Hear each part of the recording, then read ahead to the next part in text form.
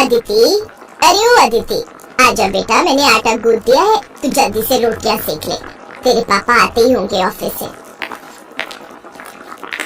क्या माँ, मैं आटा गूंद देती ना, हर रोज रोटियां ही क्यों बनवाती हो मुझसे? ताकि ससुराल जाकर तू नाक ना कटाए हमारी। आटा तो तू बढ़िया गूंद लेती है, लेकिन रोटियां अब तक गोल नहीं बनती तुझसे। अब रोज बनाएगी तभी तो तेरा हाथ बैठेगा ना बेटा। उफ, बाप रे बाप, रसोई तो बल रही है माँ, ऊपर से गैस के पास खड़े होकर कितनी सारी रोटियां बनानी है। कितनी सारी? 4 तेरे पापा की, 3 मेरी और 2 तेरी, बस 9 रोटियां ही तो सेकनी है। तो 9 रोटियां क्या कम होती है? ना बाबा ना, अभी 2 दिन पहले ही तो मैंने अपना फेशियल करवाया है। अब इतनी गर्मी में गैस के पास खड़ी रहूंगी तो पिंपल आ जाएंगे चेहरे पर। हे मेरे भगवान, ये आजकल की लड़कियों के कितने नाटक हैं। जरा हमसे पूछो, तुम्हारी उम्र में चूल्हे पर एक टाइम की 40-50 रोटियां बनाई है मैंने, जब ससुराल में पूरा परिवार साथ रहता था।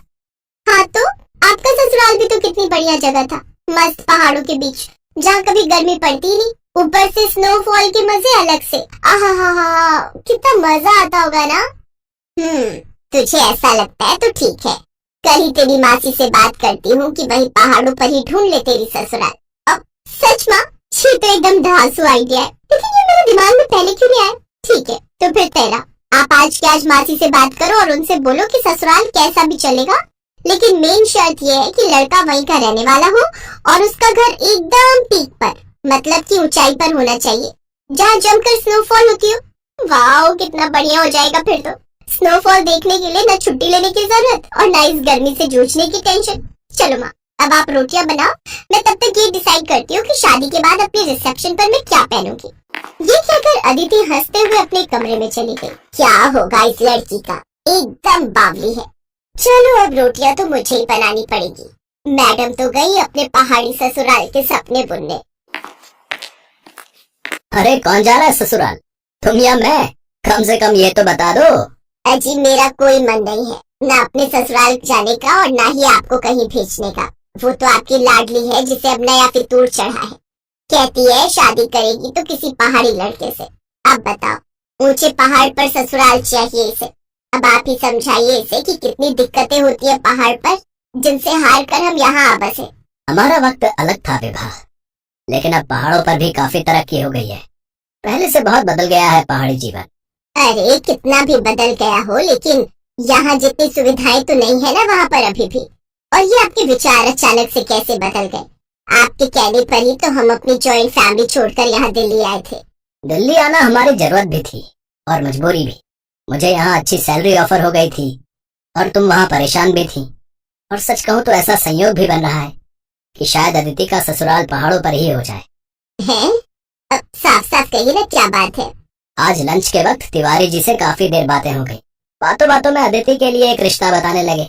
उनकी रिश्तेदारी में ही है, लड़का सरकारी क्लर्क है कश्मीर में, एकदम पहाड़ों के बीचों बीच घर लिया है। परिवार भी ज्यादा बड़ा नहीं है, माँ बाप और बस एक बेटा और बेटी। बेटे गिरीश से अपनी अदिति की शादी हो जाएगी और बेटी सुनीता की तो पहले ही शादी हो चुकी है। परिवार तो बढ़िया है, लेकिन कश्मीर, इतनी दूर अदिति को कैसे भेजेंगे जी? तुम चिंता मत करो विभा, ये भगवान का बनाया संयोग ही है कि अदिति को भी पहाड़ों में ससुराल पाने की इच्छा तब हुई जब उसके लिए ये रिश्ता आया। अब ज्यादा मत सोचो और जाकर उससे बात करो। विभा ने जाकर अदिति से बात की और कश्मीर का नाम सुनते ही अदिति ने हाँ कहने में 1 मिनट भी नहीं लगाया। अरे माँ, इसमें सोचने जैसा क्या है? कश्मीर में होगी मेरी ससुराल। आहा, सुनने में कितना अच्छा लग रहा है। आप तो फौरन हाँ कर दो। एक बार ठंडे दिमाग से सोच ले बेटा, मैं पहाड़ों पर रही हूँ, मुझे मालूम है कि कितनी दिक्कतें होती हैं वहाँ पर। पहाड़ी जगह पर 2-4 दिन घूमकर आने में और पूरी जिंदगी बिताने में बहुत फर्क होता है। ओहो माँ, पापा सही बोलते हैं, आप ना कुछ ज्यादा ही डीप चली जाती हो हर मामले में। मैं बोल रही हूँ ना आपको, आप इस रिश्ते के लिए हाँ कह दो, इससे पहले कि उन्हें कोई और पसंद आ जाए।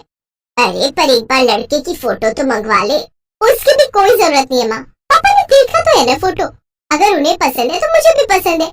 और वैसे भी कश्मीर की खूबसूरत वादियों में हमेशा के लिए रहने को मिल जाए, इससे बढ़कर और क्या चाहिए मुझे। अदिति अपनी शादी और ससुराल को लेकर काफी एक्साइटेड थी। फिर कुछ ही महीनों के बाद गिरीश और अदिति की शादी हो गई और अदिति खुशी खुशी अपने ससुराल यानी कि कश्मीर आ गई। लेकिन फिर, अरे अदिति, जाओ बेटा, सबके लिए गरम कहवा बना लाओ। अब मम्मी जी, पर अभी 1 घंटे पहले ही तो सबने एक साथ कॉफी पी थी। ये कश्मीर है बेटा, तुम्हारी दिल्ली नहीं। यहाँ की सर्दी से बचना है तो थोड़ी थोड़ी देर में कुछ गरम पीते रहना पड़ता है। पहले कॉफी पी थी, अब कहवा बना लो। फिर कुछ देर बाद सबके लिए बढ़िया अदरक वाली चाय बना लेना, ठीक है? ये अदिति का ससुराल था, ऊपर से कश्मीर जैसी ठंडी जगह, तो मायके वाले बहाने यहाँ अदिति के काम नहीं आने वाले थे। बेमन से ही सही, पर उसे थोड़ी थोड़ी देर में सबके लिए कुछ न कुछ गर्म पीने के लिए बनाना ही पड़ता। ओहो, ये तो बिल्कुल ठंडा हो गया अदिति। अरे, मैं तो तुरंत ही बना कर लाई थी, इतनी जल्दी ठंडा भी हो गया। हाँ बेटा, यहाँ ऐसा ही होता है। जाओ, सबके लिए दोबारा गर्म करके ले आओ, और इस बार केतली में डाल कर लाना तो ठंडा नहीं होगा। धीरे धीरे अदिति को पहाड़ी जीवन के साइड इफेक्ट्स पता चल रहे थे। पहाड़ों पर रहने का तरीका, खाने पीने का तरीका, सब कुछ उसके मायके से बहुत अलग था। और फिर एक दिन, बड़ी ठंडे, ये लाइट कब तक आएगी जी? लाइट अब गई है तो आराम से ही आएगी। है? ऐसे कैसे? बिना हीटर के तो मेरी हालत खराब हो जाएगी। अच्छा सुनिए ना, हमारे पास इन्वर्टर भी तो है। हाँ है तो सही, लेकिन उसे हम बुरे वक्त के लिए बचा कर रखते हैं, ऐसे थोड़ी मोड़ी ठंड में नहीं चलाते। क्या? अच्छा, इससे बुरा वक्त और कौन सा आएगा? देखिए ना, मेरे हाथ पैर बर्फ जैसे ठंडे पड़ गए। तुम्हें अभी यहाँ की आदत नहीं है ना, इसीलिए ऐसा हो रहा है। तुम फिक्र मत करो, ये रजाई ओढ़कर लेट जाओ, फिर ठंड नहीं लगेगी तुम्हें। और फिर अगले दिन, ये क्या? सुबह के 11 बज गए और अब तक धूप नहीं खिली। धूप की उम्मीद तो छोड़ ही दो बेटा, ये दिसंबर का महीना है, अब तो सीधा बर्फ गिरेगी। बर्फ गिरने की बात सुनकर अदिति खुश हो गई, क्योंकि उसे शुरू से ही स्नोफॉल बहुत पसंद था। लेकिन फिर जब सच में बर्फबारी हुई तो उसकी हालत पहले से भी खराब हो गई। अदिति क्या कर रही हो? चलो ना, बाहर कितनी बढ़िया बर्फ गिर रही है। तुम्हें तो कश्मीर का फर्स्ट स्नोफॉल देखना था ना? हाँ देखना तो था, लेकिन बहुत ठंड है जी। ओहो, मैंने तो ध्यान ही नहीं दिया। स्नोफॉल के दौरान रूम हीटर नहीं चला सकते। पर ऐसा क्यों? क्योंकि स्नोफॉल के टाइम सारे खिड़की दरवाजे बंद रखने पड़ते हैं, और ऐसे में रूम हीटर चलाना खतरनाक हो सकता है, बस इसीलिए। चलो अब तुम जल्दी से बाहर आओ, सब तुम्हारा वेट कर रहे हैं। लेकिन जब वो अपने कमरे से बाहर आई तो उसे देखकर सब अपना पेट पकड़कर हंसने लगे। ये क्या हाल बना लिया तुमने अदिति? एकदम कार्टून लग रही हो। सबको खुद पर हंसता देखकर अदिति को बुरा लगा और उसकी आंखों से आंसू बहने लगे। कोई बात नहीं बेटा, पहाड़ों में ससुराल होने के कई फायदे हैं तो कुछ नुकसान भी हैं, मैं समझती हूँ। लेकिन मुझे भरोसा है कि धीरे धीरे तुम भी ढल जाओगी, जैसे मैं ढल गई। लेकिन फिलहाल तुम्हारी हालत देखकर लगता है कि तुम्हें कुछ दिनों के लिए अपने मायके हो आना चाहिए। क्यों? सही कहा ना मैंने? अपनी सास की बात सुनकर अदिति के चेहरे पर स्माइल आ गई। वो समझ गई थी कि पहाड़ों में ससुराल होने के बारे में सोचने और असल में वहाँ रहने में काफी फर्क है। ऐसा नहीं था कि वो हिम्मत हार गई थी, लेकिन फिलहाल वापस कुछ दिन अपने मायके में आकर रहने के लिए वो बहुत एक्साइटेड थी।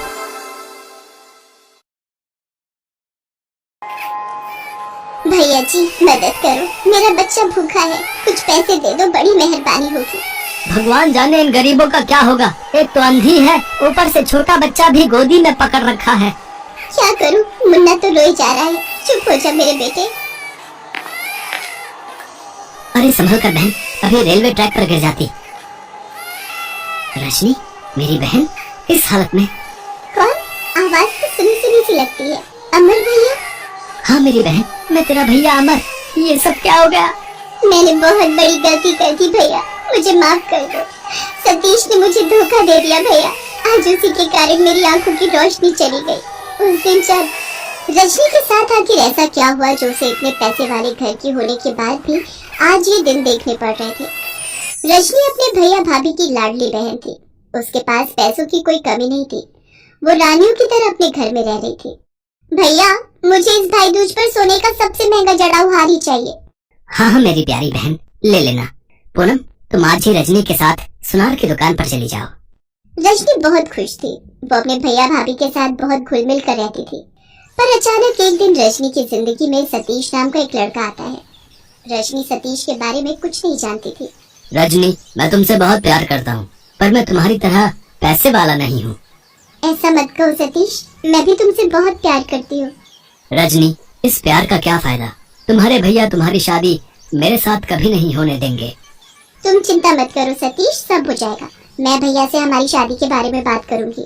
रजनी अमर से सतीश के बारे में बात करती है, पर अमर गुस्से में रजनी को डांट देता है।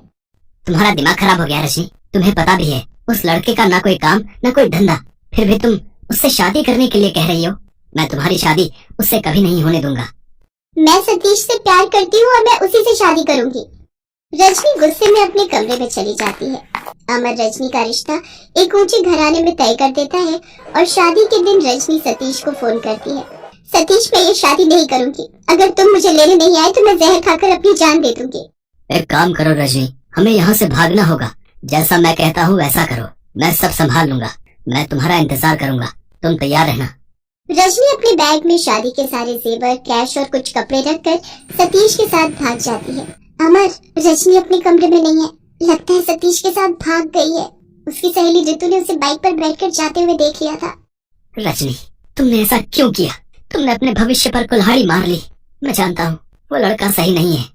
अमर रजनी को हर जगह ढूंढता है, पर वो उसे कहीं नहीं मिलती है, क्योंकि सतीश रजनी को लेकर कोलकाता आ जाता है। कोलकाता आकर रजनी को सतीश की सारी सच्चाई पता चलती है। शादी के बाद सतीश शराब के नशे में रजनी को खूब मारता था। तुम आज फिर शराब पी कर आए हो सतीश, और तुमने मेरे सारे जेवर बेच दिए। मेरे आगे जुबान लड़ाती है? हाँ, मैं पी कर आया हूँ। मैंने बेच दिए तेरे जेवर।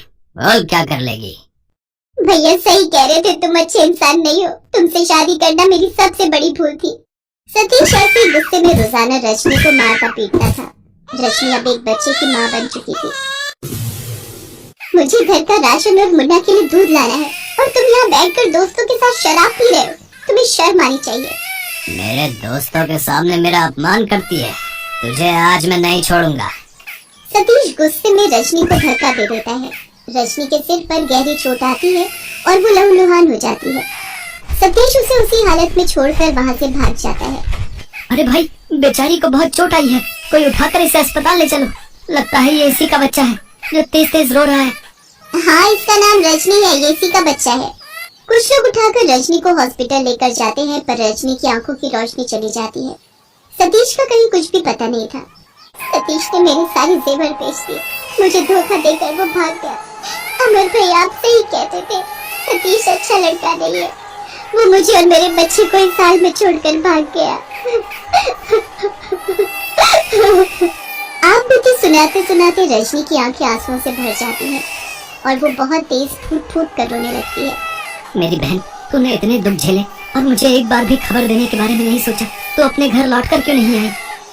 भैया मैं किस मुंह से आपके पास आती? मैंने आपका इतना अपमान करवाया। अपनी शादी तोड़कर मैं सतीश के साथ भागी थी।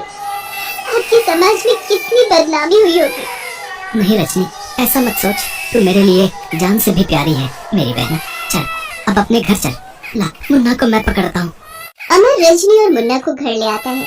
रजनी की भाभी पूनम को भी सारी बात का पता चलता है। वो भी रजनी की ये हालत देखकर बहुत दुखी होती है। अमर शहर के जाने माने आंखों के डॉक्टर से रजनी के इलाज के बारे में बात करता है। आप चिंता मत कीजिए मिस्टर अमर, आपकी बहन की आंखों की रोशनी वापस लाना मेरी जिम्मेदारी है। डॉक्टर रजनी की आंखों का ऑपरेशन करते हैं और उसकी आंखों की रोशनी लौट आती है। कुछ दिन बाद दिवाली थी। रजनी अपने भैया भाभी के साथ मिलकर दिवाली का त्योहार मनाती है और दिवाली के एक दिन बाद भाई दूज का त्योहार था। भैया मुझे माफ कर दो, मैंने आपका कहना ना मानकर बहुत बड़ी गलती की थी। मैंने मुन्ना के साथ कैसे गरीबी के दिन देखे हैं ये मैं ही जानती हूँ। मुझे सतीश से बहुत नफरत हो रही है। अगर वो एक बार मेरे सामने आ जाए तो मैं उसे जिंदा नहीं छोड़ूंगी। रजनी, जो हुआ उसे भूल जाओ और मुन्ना के साथ अपनी नई जिंदगी की शुरुआत करो। आओ बैठो भैया, मैं आपको भाई दूज का तिलक कर दूं। कब से मैंने और आपने मिलकर भाई दूज का त्योहार नहीं मनाया। ये देखो रजनी, तुम्हारे और मुन्ना के लिए कितने सुंदर उपहार खरीदे हैं मैंने। रजनी, तुम्हें सोने का जड़ा हार पसंद है ना? देखो, मैंने सुनार से आज भाई दूज के दिन के लिए ही बनवाया था। एक भाई का तोहफा, एक प्यारी सी बहन के लिए। रजनी अपने भाई भाभी के साथ मिलकर भाई दूज का त्योहार मनाती है। रजनी कैसी हो? मयंक तुम यहाँ? हाँ, मुझे पता चला। अमर भैया ने मुझे तुम्हारे बारे में सब बता दिया। अगर तुम चाहो तो मैं आज भी तुमसे शादी करने के लिए तैयार हूँ। मैं तो हमेशा से ही तुम्हें बहुत प्यार करता था, करता हूँ और करता रहूंगा। मयंक तुम बहुत अच्छे हो। मैं तुम्हें शादी के मंडप में छोड़कर भाग गई थी, फिर भी आज तुमने मेरा हाथ थामा, मेरे मुन्ने को अपनाया कहते कहते रजनी की आंखों में आंसू आ जाते हैं। अमर अपनी बहन की जिंदगी फिर से संवारना चाहता था, इसलिए वो कुछ समय बाद रजनी की शादी मयंक के साथ धूमधाम से करता है। रजनी अपने पति मयंक और मुन्ना के साथ खुशी खुशी जीवन